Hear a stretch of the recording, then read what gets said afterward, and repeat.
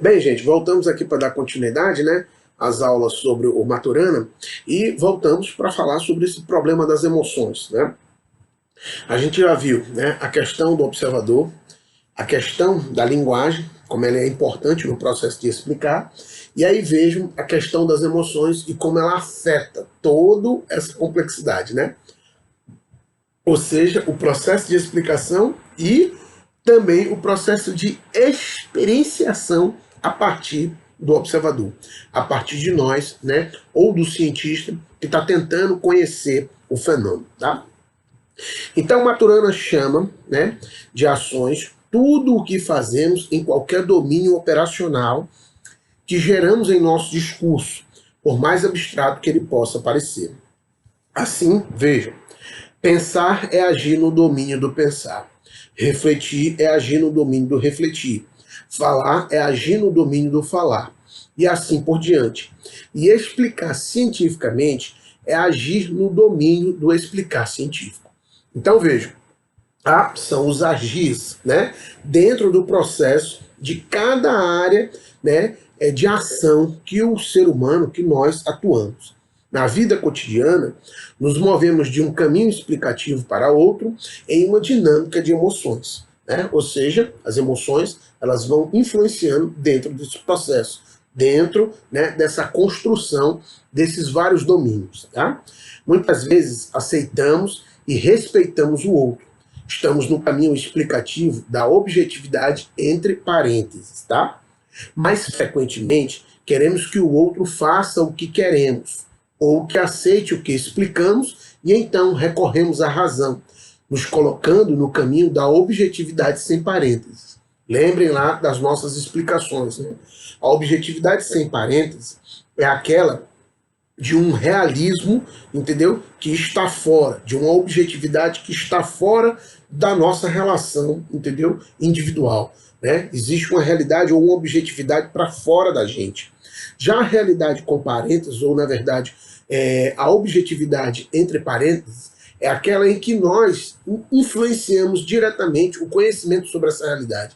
E na verdade, né, é onde o Maturana se situa, onde as experiências, entendeu, são impactadas diretamente pelo olhar e o processo de observação, certo?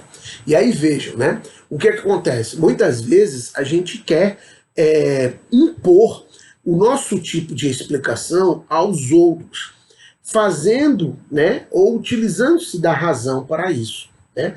A gente se utiliza de uma razão, ou seja, de uma objetividade sem parênteses. Por quê? Porque ela está lá, entendeu? Como se fosse uma realidade que existisse por si só.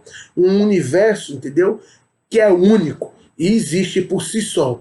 Qualquer tipo de explicação tem que ser a mesma, segundo essa concepção. Argumentamos que o outro tem que fazer o que queremos ou está de acordo com o que dizemos porque é racional e objetivo. É aí que o Maturana ele vai colocar o processo do conhecimento científico entre aspas, né? Porque na verdade não funciona dessa forma, né? O processo de conhecimento científico é um processo em que ele se dá dentro de uma construção de determinados valores ou de uma construção de determinados argumentos explicativos com base numa linguagem que eu, entendeu? E o outro aceitamos de forma consensual. É um consenso, tá? Mas, óbvio, né? Não que não exista verdade nesse processo de consenso. Existe, né? É um fato. A gente pode chegar a algumas explicações, entendeu? Em que esse consenso ele se dá dentro de uma única lógica, dentro de um único caminho.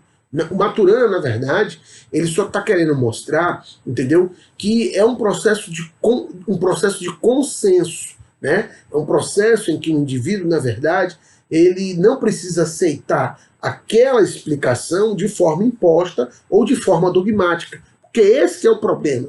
Né? Muitas vezes a ciência ela também se torna o quê? Um pensamento dogmático e autoritário quando ela quer impor o conhecimento a qualquer custo. E não é assim que funciona. Tá? Os cientistas por outro lado, afirmam que suas emoções não participam na geração das explicações científicas, porque o critério de validação dessas explicações específicas, né, ou específica, né, de uma forma independente do seu emocionar, né, vamos lá, né, de uma forma independente do seu emocionar. Quais as operações que devem efetuar como observadores padrões para gerar tais explicações e por que aprenderam a ser cuidadosos para não deixar essas preferências e desejos distorcerem e, com isso, invalidarem sua aplicação do critério de validação das explicações científicas, né? Então, vejam, os cientistas, na verdade, eles querem, porque querem afirmar que as suas emoções não participam no processo de geração das explicações científicas, porque o critério de validação dessas explicações, né, específicas, né, elas são, de alguma forma, independentes do seu emocionar. Mas isso é uma afirmação deles. Eles que estão afirmando isso, né, e que, na verdade, não é assim que funciona. Né? Quais as operações que devem efetuar como observadores padrões para gerar tais explicações e por que aprenderam a serem cuidadosos para não deixar suas preferências e desejos distorcerem-se e, com isso, invalidarem sua explicação do critério de validação das explicações científicas.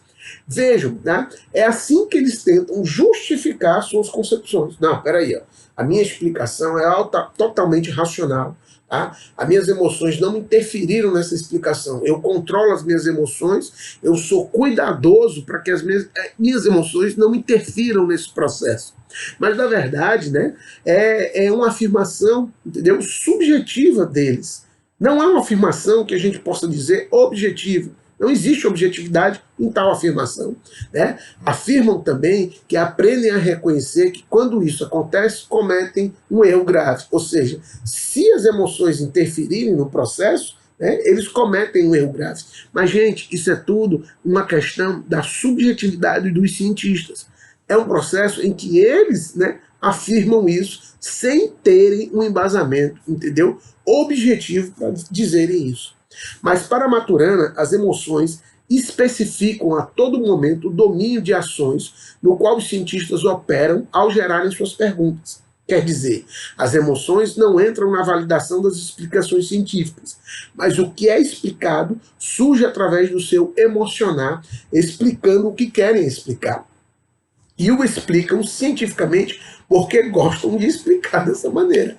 Ou seja, Maturana vai chegar à conclusão de que a emoção ou os processos do emocionar impactam a formulação do pensamento científico, do conhecimento científico, e os cientistas, na verdade, eles explicam daquela maneira porque eles gostam de explicar daquela maneira, entendeu? Então, a ciência, como um domínio cognitivo, existe e se desenvolve como tal, sempre expressando os interesses, desejos, ambições, aspirações e fantasias dos cientistas, apesar de suas alegações de objetividade e independência emocional. Então, essa independência aqui emocional, que eles tanto alegam ter, na verdade, não passa, entendeu? Simplesmente de uma alegação subjetiva. Tá? É uma alegação, entendeu? Em que os interesses, os desejos, as ambições, aspirações e fantasias deles estão implicadas no processo de explicação. E eles alegam que é objetivo e existe uma independência emocional, sem ter, ou porque não existe esse critério de objetividade. Porque o que acontece, né? Esse critério de objetividade, ele nunca pode ser alcançado, porque, na verdade, né, as nossas emoções e as nossas ligações, né, conjuntamente, né, por todo esse processo neurológico que nós temos, ou neurobiológico, né, que funcionam dentro, né, dos nossos cérebros, dentro dessa realização, dentro desse processo de autopoiese, não permite a gente alcançar essa objetividade universal, ou essa razão independente das emoções. É aí que o pensamento dos cientistas, na verdade, a gente percebe que é uma explicação, entendeu, consensual e não uma explicação, entendeu, independente de emoções. Os desejos, as ambições, as aspirações deles, as fantasias, estão ali imbrincados no processo de explicação. Não tem como você separar, não tem como você distinguir. Bem, gente, a gente fica aqui, a gente volta na próxima aula para tentar encerrar o Maturana, tá? Valeu, muito obrigado.